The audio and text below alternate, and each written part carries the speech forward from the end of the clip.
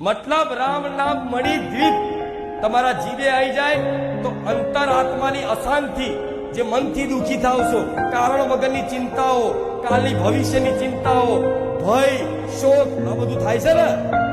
કાલની ચિંતા થાય, શું કરીશ, શું થશે, હારું આમ ના થઈ જાય, થારું આમ ના થઈ જાય, થારું.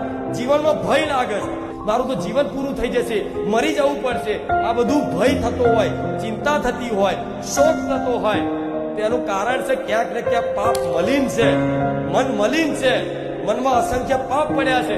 એના કારણે પણ આ રામ નામ રૂપી મણી દીપક છે ને, જે એ જીભે આવી જશે ને, તો દરવાજા ઉપર દીવો પ્રગટાવવાથી દરવાજાની બહાર અને દરવાજાની અંદર એ જગ્યાએ આપે રૂપે પ્રકાશ ફેલાય. તો આ જીવે રામનું નામ છે, તો ચિંતા ના કરતા લૌકિક ઉન્નતિ અને પારલૌકિક ઉન્નતિ ના કરાવું. મારું નામ રામ વારી મેલડી.